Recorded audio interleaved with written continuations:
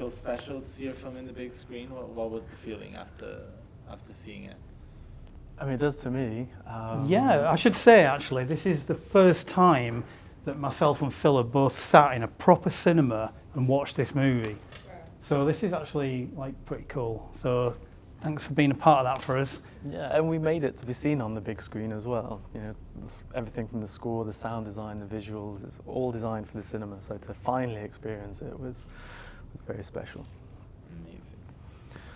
Amazing. I'll just ask another question and I'll open the floor for you guys. As a debut feature as a director, and you got the chance to work with some amazing actors, Theo James, Stacey Martin, Rona Mitra, and Toby Jones, only to name a few. How did this come to be, and were these names you both had on the table when you started making this film? Well, I think a lot of people don't really understand how these things come together, because in a way making a movie is a lot like sort of staring at the door of a washing machine and watching things kind of spin around. And so there's constant flux, right? I mean, the casting was all over the place, wasn't it? Yeah, it was, but just to jump back a second to say we got the attention of such talented and relatively high-profile cast because of the quality of the script. Gavin had been involved in a film called Moon, which was very successful. And after Moon, I read a lot of sci-fi scripts, and I think a lot was submitted to you as well, Gavin, as a potential collaborator, all thinking that they could be like a smart, emotional, character-driven sci-fi film. And they just all weren't. They all descended into really terrible sci-fi tropes and you know, monsters or like laser battles, like really, really bad stuff. So there was an appetite amongst actors for this kind of material, but to be honest, I don't think anybody really cracked it in the period post-Moon till we had our material and were sending it to people. And we got to Theo pretty quickly in the process, and we didn't have like that strict and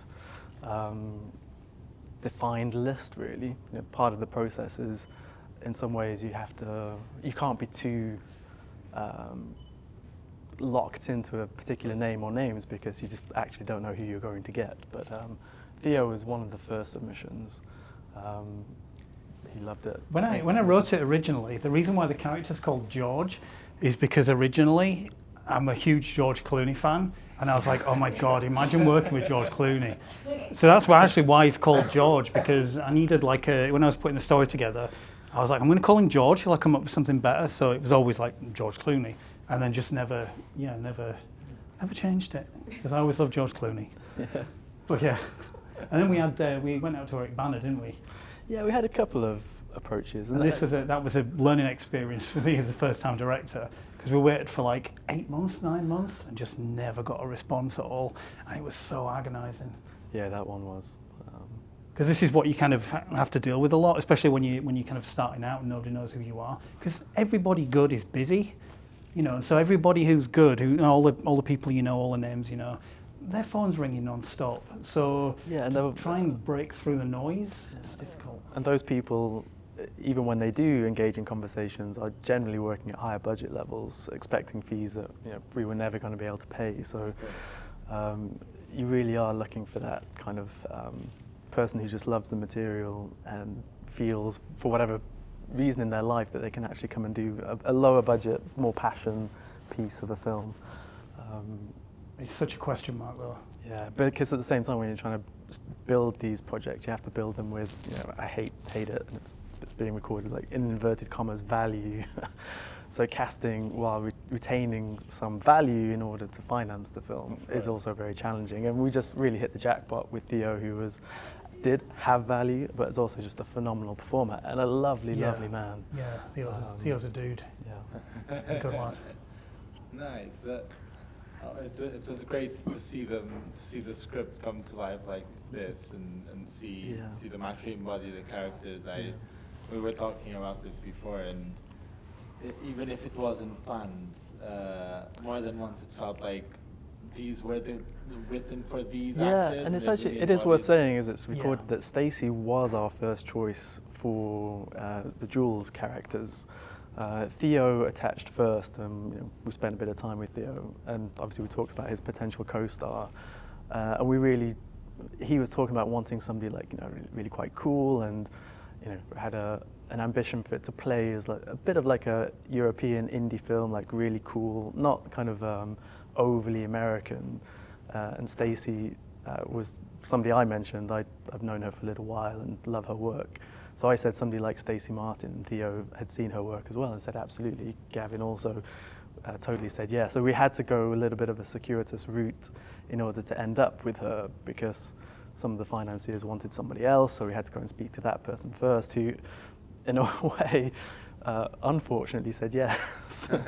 So they were actually doing the film for a while, but that particular actress then got called by Russell Crowe directly to go and co-star with him in something, which freed up the role for us to cast it with somebody we want. Which sounds like that sounds like a really nice happy ending to that story. But the problem is we got that call like 6 weeks before principal photography was scheduled to start. Sets built. We're like, there's like wet paint drying on the sets, and the phone goes. It's like, yep, I'm afraid Russell Crowe has just stolen our actress. And it's like, yeah, you when you go through this process, you make a list. You have like a little book of like names that you got to somehow get revenge on. So sorry, Russell Crowe, if you're watching this, you're on my list. We'll see what happens. Yeah, and then for the supporting roles, they were just like one shoot day each. So you kind of have to wait till the last minute and be very opportunistic and hope that they're free, respond to the material, and then obviously can agree a deal. So all of that happened very last minute during principal photography. But that's normal, it's we scheduled it such that we could do a lot of the Theo and Stacey stuff up front, knowing that we had these days 5 weeks away where we needed to finalize the cast. But yeah, it all worked out. So it's never pre-production doesn't end and then production starts and then post-production. It's always... There's a massive overlap, always a massive It's overlap. so chaotic. Yeah. It's really chaotic, and you've got to be able to sort of navigate, like shooting the rapids basically. It's really chaotic.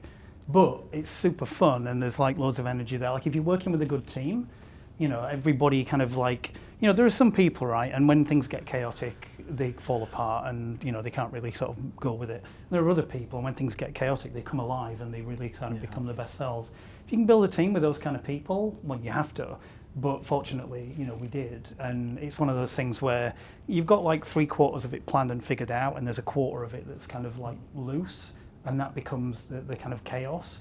So you've got your kind of, it's not like everything's chaotic, but you've got your kind of like core stream of work, and all these things are coming together, and then all of a sudden part of it breaks loose and starts spinning off. It's kind of like that. But, the kind of energy that you get is just crazy.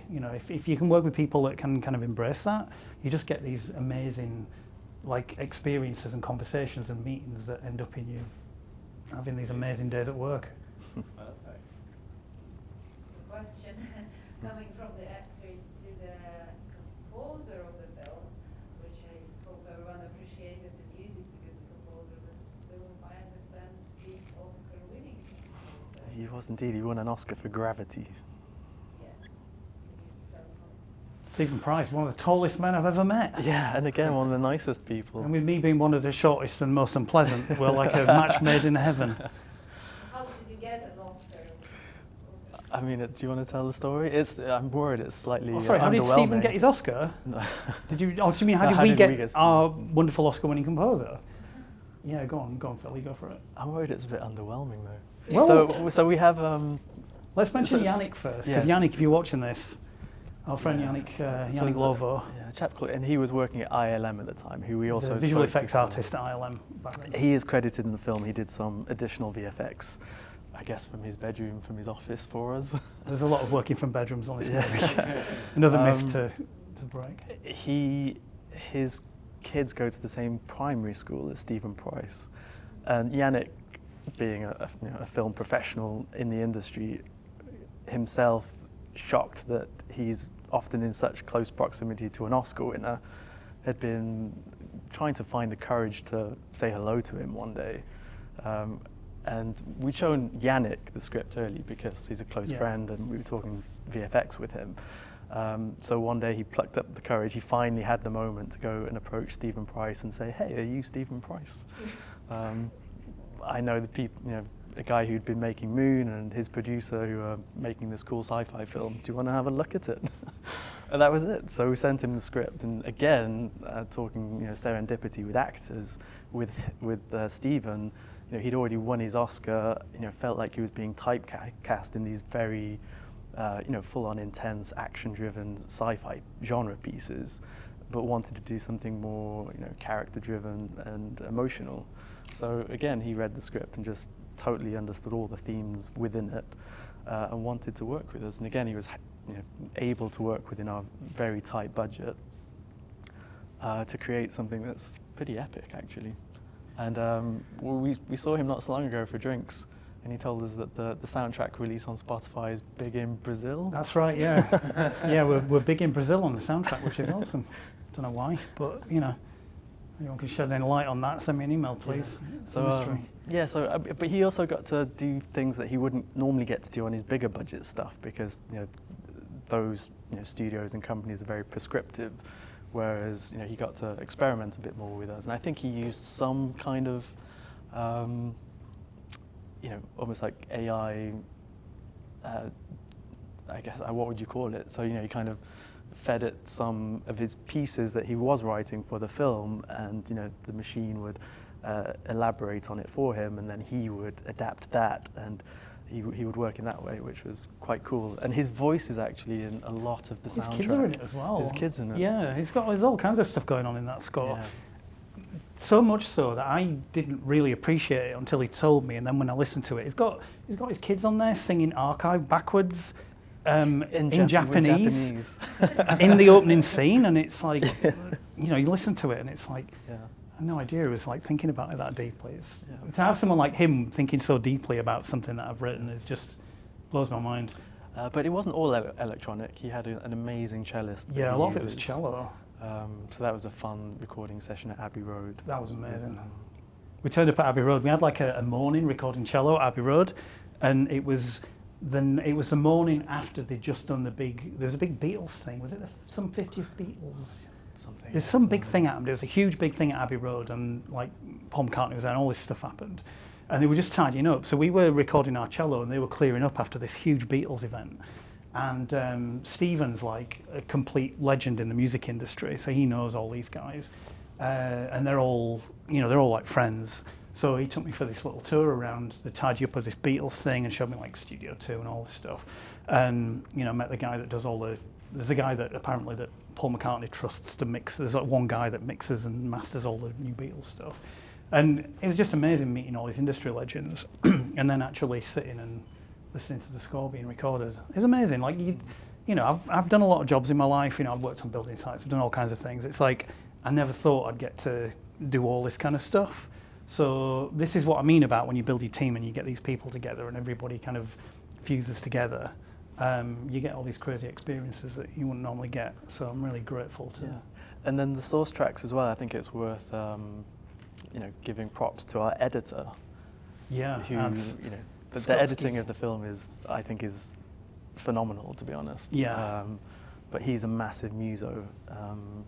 And a lot of he actually selected the tracks, didn't he? All the non score pieces, all the licensed tracks, those were all from Adam, the editor. Yeah, he's a bit of a dude. But he does pick some stuff that can be quite hard to clear sometimes. Oh, you had a nightmare, didn't you? Trying to. Oh, yeah, they're always a nightmare. But Willie Nelson, when you see Willie Nelson pop up, you just think, oh God, that's going to be impossible. Yeah, that was the one that looked like it was going to be impossible, wasn't it? But it worked out. Actually, some of the hardest clearances were the old Fleischer cartoons, because Adam thought he'd done a really good job of finding these public domain cartoons, which I think they might be in North America or something, they're like but they're not. Or something out there. They're really old. Yeah, but the creators didn't die till sometime later. So anyway, that was fun, dealing directly with Paramount in LA to try and clear some Fleischer cartoons. I remember when that was going on. I felt really budget sorry British for you, film because that was going on and on, wasn't it? I remember because there's a thing with music, right, where when you're trying to license music, you've got the rights for the composition, then you've got the performance rights, and those two things are separate. And over time, these things get bought and sold in catalogs. You can probably hear of music sales where a whole bunch of things get bundled together, sold, passed around. So like trying to figure out who actually you need to talk to license something can be, when something's like from the 20s or the 30s, can be impossible because you're just going backwards through the kind of legal titles. Yeah. But that's all right, 'cause Phil has to do that, Yeah. not me, so that's awesome. But and also just on the editor, again, it's one of those weird serendipitous things where the editor's a chap called Adam Biskupski. He actually introduced us. Do you remember this? He was the one who actually said you two should meet, because I knew of Gavin's work from Moon. Yeah, of course, yeah. Because me and Adam were friends. Well, we both knew each other independently. Yeah, and the whole reason any of this exists is because of our editor saying we should. We should meet. I was earlier in my career associate producer on a film called We Need to Talk About Kevin, and Adam Biskupski, the editor of this, was the first assistant editor on that film. So we were spending quite a bit of time together, not least on music clearances. And I talked about wanting to make Sci-Fi, and Adam separately was a friend of Gavin's. So he was actually the first one to say, oh, you two should really meet. Yeah, he's the nexus of my whole directing career, really. Good lad. So yeah, lots of serendipity involved. There's loads of chance. So much of all of this stuff's chance. You do what you can to try and, there's some stuff it's just like the rest of your life, right? There's some stuff you can control. You can control if your house is tidy or, messy. There's some things you can control. Well, some people can. And there's other stuff you can't control at all, like the weather and, what's going to happen to you when you step outside the house. And so you're trying to control the bits you can and influence the bits you can't, like herd the sheep whenever you can. And yeah, it's no different when you're doing things like this. There's just so much chaos spinning out of control. But within that, you're doing your bit and you're trying to kind of keep it on the rails. Then eventually you run out of time and money, and money runs that's out your first. film. Yeah, money always runs out first. How much did you produce in Hungary? Did you post-produce it in Hungary and produce it in Hungary? So all of principal photography was in Hungary, which was about 27 days, I think. Yeah. Not very much at all. We're 28, we had that extra day. Was it 28? Yeah. Why Hungary? Honestly, a combination of relatively low cost base, highly skilled crews. It's always money. At the end of the day, incredible, it's money. incredible, a generous and reliable tax credit. It was kind of perfect. We had looked at various places to make the film, including the UK, which was just way too expensive. Went everywhere, didn't it? South Africa, Germany, Belgium. And for various reasons, they were all really complicated. And I just knew so many people were making films in Eastern Europe. So I just thought, why am I spending all this time dealing with these incredibly difficult, complicated co-production structures with Western Europe? So I just sent a couple of emails to people who worked in Hungary, and they recommended these people. So I just emailed them. They emailed back. We spoke, and that was it. And we like a challenge, so we thought when we're making a modestly budgeted, like me directing my first feature, why not work with a crew where not everybody speaks English? Yeah. It'll just make everything smoother. And just kind of, it's a challenge, right? Yeah. So yeah, but I mean, they were great. The crew were fantastic. Yeah. So there was principal photography in Hungary, but then we also did like a kind of I don't know what you'd call it, like additional photography, pickup, VFX, plate shoot day. There's all sorts of bits and pieces. In Norway. So we really needed a good waterfall. Yeah, we were looking for a good waterfall. So me and Phil and Adam, the editor, me and Adam both enjoy flying drones. So we just jumped on a flight, took our drones to Norway, and spent 3 days filming waterfalls with the drones, which we later found out was illegal. But at the time, no one bothered us, so we were good. Not illegal, but yeah, a lot of it. Yeah. So it was just 3 of us with our Mavic 2 Pro drones, just going out there. And doing quite it. a lot of it has some like VFX modification. Yeah, to it's been fit with the tweaked a bit. snowy atmosphere. Because that was one of the craziest things about the whole project. Like, it was not supposed to be a winter snow film. No. At all.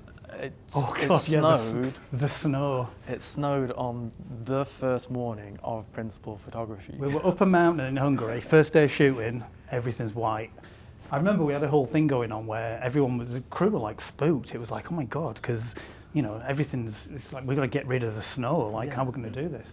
Or get rid of it, or let everyone's art department, SFX, the art department were just continuity are freaking out. It's like, well, what do we do for like these scenes that we're shooting in 3 weeks' time, like because it's up a mountain. Yeah. So it wasn't just really was it up a wasn't mountain just too, all Budapest that was snow covered stuff. in snow. It was just this bit at the top of the mountain.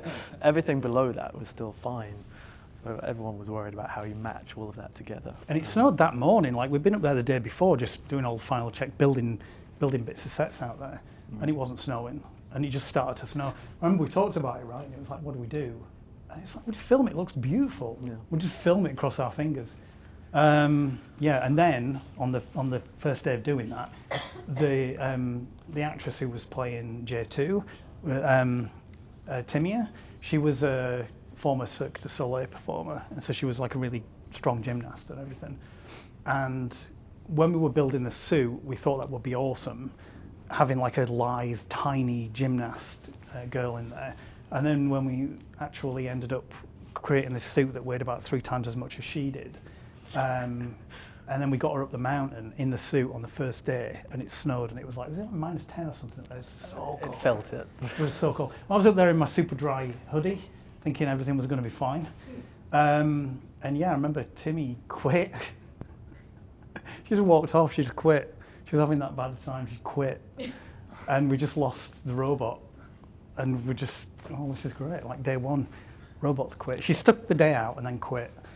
We didn't realise how much she was suffering inside the suit. And we got a backup robot in, didn't we? Do you remember? Yeah, Timmy did come back. Yeah, we got the backup robot in, and we got our second casting choice in, and we were just fitting her in the suit at the end of the day. And Timmy had been in the production office, and I remember we were in the office, and she walked past the open door, and she saw this other girl in the suit. She had this look on her face, and she just came back straight away, didn't she? She was like, right, I unquit. Someone's in my robot suit. I unquit. Absolutely. And she was brilliant on this whole thing.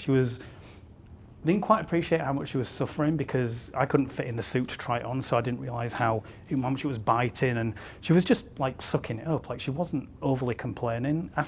When she came back from that, she was like, right, I'm just doing this, and she didn't complain, which it would have been handy if she had done a little bit, because after all of this, we did a little pickup shot. Do you remember the whole thing with the hand picking up? It's actually my then girlfriend, now wife, who had one arm of the costume on.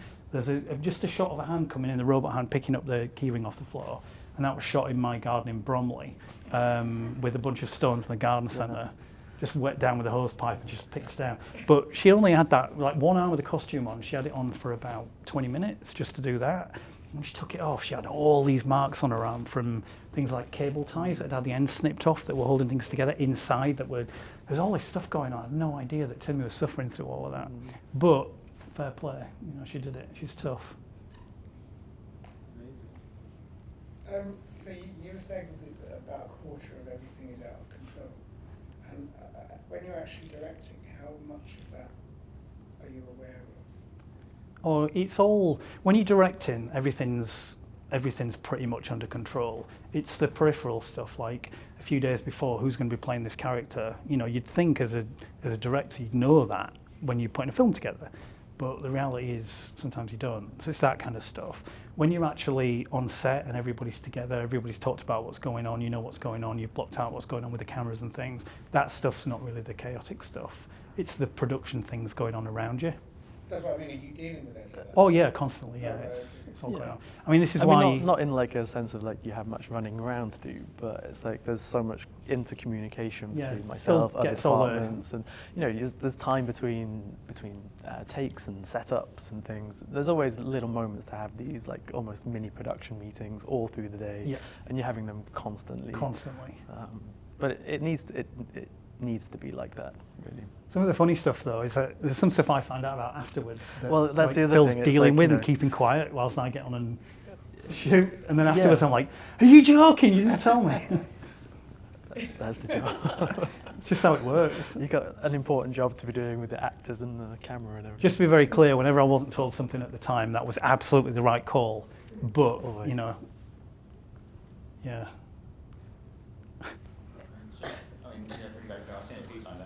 Oh, thanks. Each time I've watched it, I'm trying to sort of imagine like the sort of writing process. So like this is now the third time I've seen it. It's like I know I'm sort of picking up like dealing with Greek using technology, and then also like Theo's character, I think becomes more selfish the more I watch it. Like he's trying to do it kind of for him, really. Yeah, he's not a cool guy. He's So I a was just yeah. wondering, like, what motivated you when you started to sit down and kind of write this thing? Like, what was your sort of thinking and process? Originally, I'll just tell the Go for story it. of the computer. Originally, the original seed of the idea came from me trying to clean my flat I was living in, and I had a really horrible day. We had some kind of power cut. I was working freelance. I'll try and tell this quickly because I could spend an hour telling this story. I had 2 computers that had all my work on, and when you're working as a freelancer, like as an artist, like my computer's really important, so all my work's on there. And I particularly had all my moon work on there, which was really important. We had some kind of power spike, and both my computers were switched on at the time. Everything went off. I was vacuuming, and I'm just in the hallway, like, and everything just went, all the power went off. And when the power came back up a few minutes later, neither of my computers would boot. And it turned, I never figured out what happened, but there was some kind of crazy power spike. Both my PCs went down. All the hard drives were fried. I've never had anything like it before or since. Something very extreme happened. I didn't run surge protection at the time, so I just had the plug straight in the wall. I'm a bit smarter than that now. But yeah, lost all my hard drives. And I was super, super pissed off about that. Because it had all my work on, it was freaking me out. I'm quite a practical guy, so when I've got a problem, I like to just jump in and fix it. And it was a Sunday, I couldn't do anything. All I could do was look at these computers and sort of wonder what was going on. After that, I tried to get the data recovered. I managed to get some back. It cost a lot of money. Basically, everything was fried on these computers. And I was super pissed off about these computers. And I felt aggrieved. Sometimes when these things happen in your life, you feel hard done to. And I actually felt like this was done out of spite. And I felt like my computers actually killed themselves to spite me. That was how my brain kind of, as I was mulling it over and getting more angry and feeling more sort of impotent to be able to do anything to fix it, that was kind of how it was settling down in my mind. And around this time, I was chatting with a production company out in who enjoyed Moon. I should say with Moon, actually. Moon came from myself and Duncan Jones, director. We lived in a flat for 10 years trying to make a film, and we ended up making Moon, so that was why I was so heavily involved with it. But when Moon came out, I had people approaching me to work on things. I had a conversation going on with a company, and they were asking me if I wanted to look at doing a movie with them. And so I was thinking about, it would be cool to do my own movie. What might that be? So I was thinking about ideas. I always loved Philip K. Dick, and I loved the idea of a computer killing itself because it didn't want to live. Felt like a real kind of Philip K. Dick, weird kind of sci-fi idea. So that kind of lodged in my brain, and I started putting a story together about why that might happen.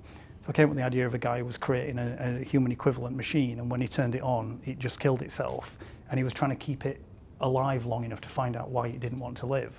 And that was the germ of the idea that then ended up becoming Archive, that kind of folded into the J2, became the J2 story arc. But that germ of the idea was the thing that propelled me forwards with it all. It was having an idea and then trying to figure out what story might hold that idea and how it might hold it. And yeah.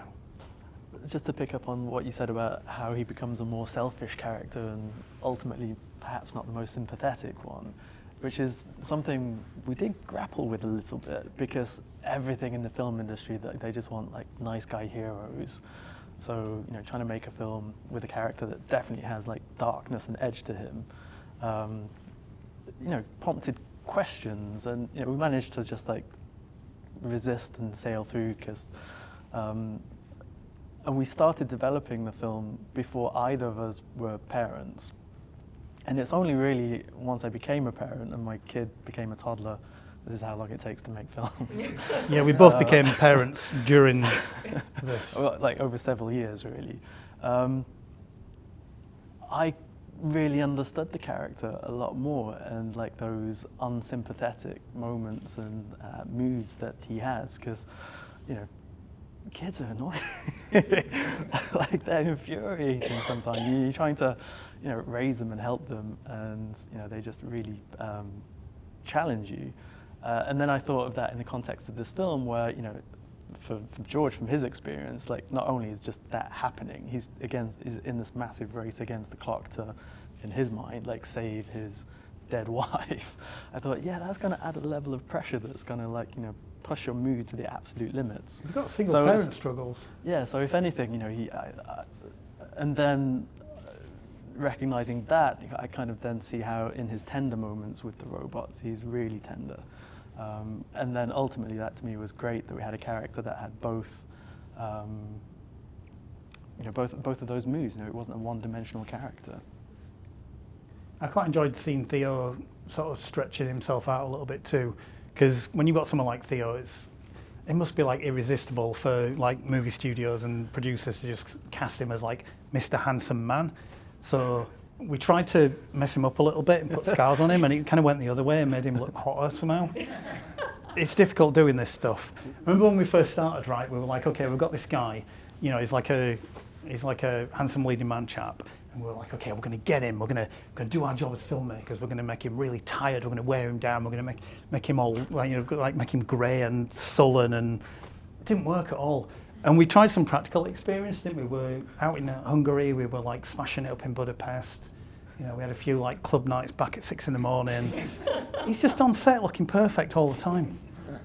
We're all like ruined. Yeah, I noticed in the credits you had a number of sort of design roles as well on the film. How important was it for you to have that level of creative control? It wasn't really about creative control. It was about not having a lot of money and about me having skills I could use, so why not? My background is as an artist. Like originally, my degree is illustration and graphic design. I was originally a comic artist, then got into the games industry and worked on all kinds of things. Worked on Grand Theft Auto, Star Citizen, all sorts of stuff. But yeah, art's my background. So when it comes to something like this, and the thing is as well, like when I'm writing, I'm watching the film in my head, which is, just what you need as a director. So I know what this stuff needs to be, and it's quicker and cheaper for me to just do it and to try and. I mean, I worked with other people. There's all kinds of people I worked with, not all, a handful of really good people that I was lucky to be able to get. So it wasn't all me, but I know what I want, and I can get a lot of that stuff done myself in the time frame. So why not? But it did bring a helpful level of control to things, not in a tyrannical sense, just in the sense of having a consistency of vision across the aesthetic of the film. I find it speeds things up a lot because I can just be really clear, and I can always just do something myself if I need to. Especially when you're working with such kind of like high concept original ideas which require high concept original items. You just cut through any chance of like feedback loops or designs not quite fitting and standing out. So it wasn't control for the sake of control, but it did. No, it's just useful. It did bring a level of control that was helpful to control the aesthetic of the film. I think anybody who's making films has usually got something else that they can bring to it, and I think you'd be daft not to use that. It just turns out mine was a really useful art and design and graphic design skill.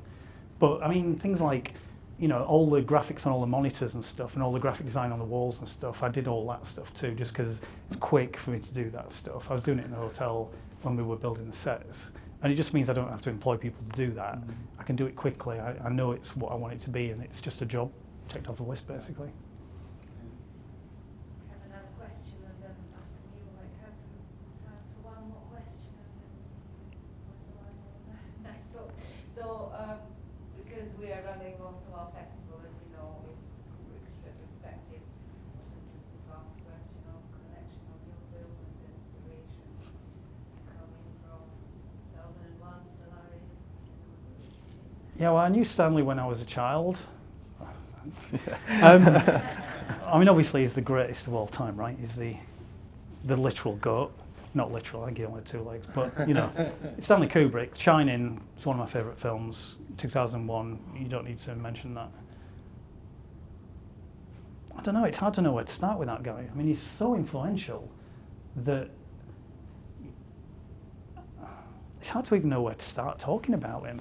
I mean, obviously, we've all seen all of his movies and things, and we all have aspirations to, be able to deliver work at that level one day.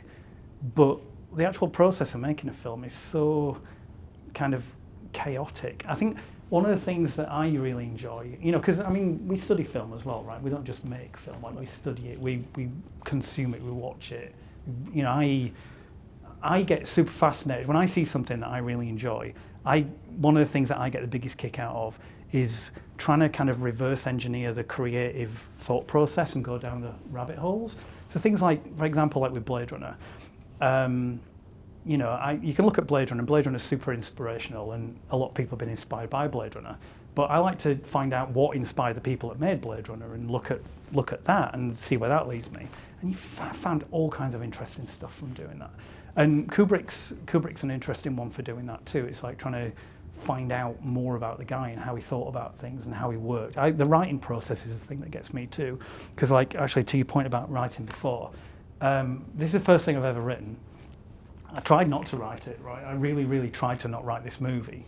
And my thinking behind that was, you know, I already do all these different types of art. I do like illustration, graphic design, concept art, motion graphics, visual effects work. Like I do all these things.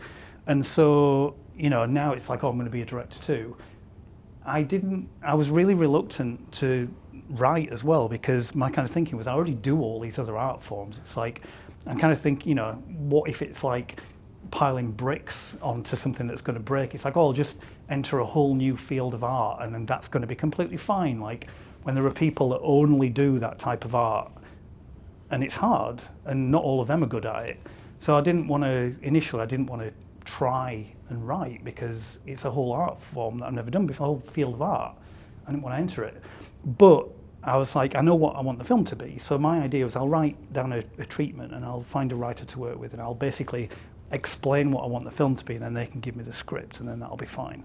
And so I tried to do that and was just having such a hard time trying to find someone to work with. We got all kinds of, the world got in the way, we got let down a few times. And eventually I got to a point where there's a rule in writing where like a page of script is like a minute of screen. So really when you're writing your script, you're looking at about 90 and 100, between 90 and 100 minutes. That'll get you a good, you know, 105-minute movie when it's all put together, and that's kind of what you want. And my treatment was like, it was 53 pages, my treatment. And so there's whole chunks of dialogue and stuff in there. And it occurred to me, all I've really got to do is write all the kind of ands and thers and buts and just join it all up. And it's basically the script. So I remember talking to you about this, and I was like, I'm just going to have a go at this. I'm going to write it, and then we'll keep looking for someone to work with. And if I can find someone who's doing it better than this, great, we'll work with them. And this was after about, was it like 4.5 years? No, it wasn't that long. It was a few years, yeah. It was a while, and it took me about 6 weeks or something to write it. Once I decided to do it, it was just done. And I spent years of agonising trying to find people to work with. Yeah, but that's kind of echoing the point about all the design jobs as well. It's when you're working with high concepts, new ideas that are interwoven in such a unique way, it is hard for people to get their heads around it. You know, whether that's the script or for designing. So I think you'll be writing your own films, I think, the rest of your career. Yeah, I think so. I've written a few now that hopefully you'll get to see at some point in the future. But particularly one that we're working on at the moment that I think is going to be fun. We won't talk about that now. Yeah, it's great to see it on the big screen. I remember watching it during lockdown, I think, and it was, you know, the feeling of being isolated sort of resonates. I'm really surprised to hear that the snow wasn't a design choice, like a foreboding of death. Actually, That's movie magic. Yeah. You just lie to everybody and tell them you're meant to do it. We did enhance it. But, yeah. Well, watching it now with the backdrop of like AI in 2023 and like GPT and generative AI, like, I'm really interested in your thought on, I guess, the potential of this kind of technology of remembering loved ones and family members in the future as an inspiration, but also as a creative. Like, how much do you see yourself using generative AI in your process, and is that like a bit of a double-edged sword for you? Is it just another tool? How do you feel about it? Yeah, it's tricky. I mean, the generative stuff's really exploded in the last like 12 months, and it's not going to stop. Like, it's going to get more crazy. I mean, you can't uninvent stuff, so you've got to try and figure out a way to kind of work with it, I think, as best you can. There's all kinds of weird legal stuff that's going to happen. There's going to be all these weird legal cases of people trying to understand how it needs to be, how you need to work with it. Because, you know, there's things like the whole development procedure of having your system like scrape the internet for data. Yeah. You know, huge ethical problems there. But you could say, you know, back in my office at home, I've got shelves of art books. You could say that's me scraping the history of design in science fiction, art and cinema and computer games for the last 35 years. So some tales of conflict in there. Yeah, I mean, you know, it's things that there's supposed to be. Difference between Easter eggs and creative licensing. Yeah, I mean, I'm hoping it's just like nice little fun things, you know, that people can like spot and enjoy. But yeah, as far as the generative stuff goes, I think we've got a whole bunch of legal stuff that hasn't happened yet, that will happen, that some people are going to be happy about and some people are going to be very unhappy about. And I think that'll show us the way forward. But if you look at how it's worked, I mean, I kind of mainly look at it through an artistic lens. You know, you've got things like programs like Photoshop. I was going to university when Photoshop was just starting to get out there, and we had 2 Macs running Photoshop when I was doing an illustration degree. So my first student loan, I bought an airbrush, and my whole goal was to be able to create photorealistic illustrations, and I spent my 3 years at uni learning to use my airbrush to be able to accomplish that. At the same time, Photoshop's starting to, you know, reach out there and become prevalent. Now, nobody uses an airbrush. I use Photoshop every day of my life. And I have no problem creating photorealistic images quicker than I ever could with an airbrush, and with much more ability to edit and tweak them. So, you know, when Photoshop turned up, there was a lot of commercial illustrators that have been working through the 80s, doing all those beautiful, you know, like airbrushed chrome writing and stuff that I used to enjoy seeing as a kid. You know, those guys are all out of a job. It's like you've got to adapt or die. And who knows what AI is going to do to that. But, you know, you can't uninvent these things. Photoshop, nobody complains about using Photoshop now. The one thing I do worry about AI is the way that it scrapes sets of data. You're going to get caught in feedback loops with that. And that's going to be a thing. I actually think AI is probably going to get quite boring after a bit because of that. And people are always looking for new fresh things. And AI is not going to give you that, not the way it's working at the moment. It's a remix machine, which it's interesting. Well, it's really interesting, and it's definitely a part of the future. But I think the whole apocalyptic mindset of it all, like it's all ending, I don't subscribe to that. It's a tool. It's not been fully understood how it's going to be used yet, and I'm not really worried about it, to be honest. There's an aspect of almost, I guess, humanity and consciousness that we did talk a bit about while making the film, and we put little hints of it in the film about kind of around AI and how it develops. And there's a very reductive view of the world, and specifically artificial intelligence scientists, as the brain as like a computer, as a processing thing, which is it's just not really correct. We spent quite a lot of time not a computer. watching, you know, you can find all kinds of information about, you know, like the so-called second brain, which is, you know, around the, you know, the nervous system in and around your gut. And you know, and how being human, being human isn't just the processing power of your brain. You know, so there's that one scene where we had J3 eating the sandwich and enjoying the food. There's all kinds of aspects that we didn't have room to get into in the film, but being human is more than just your brain's processing power. It's like, you know, how tired you know, making decisions is so much more than that processing power as well. It's like what mood you're in, what happened that morning, what happened yesterday, which, you know, is obviously totally different to a chat GPT bot that just is processing things on the fly. Thank you so much. Sadly, I have to wrap it up now. Yeah. I got to say thank you, you guys too, because you found our movie. It came out during lockdown. This is like a secret film, like no one's seen it. So thank you so much for coming along, and congratulations for discovering Archive. Thank you so much.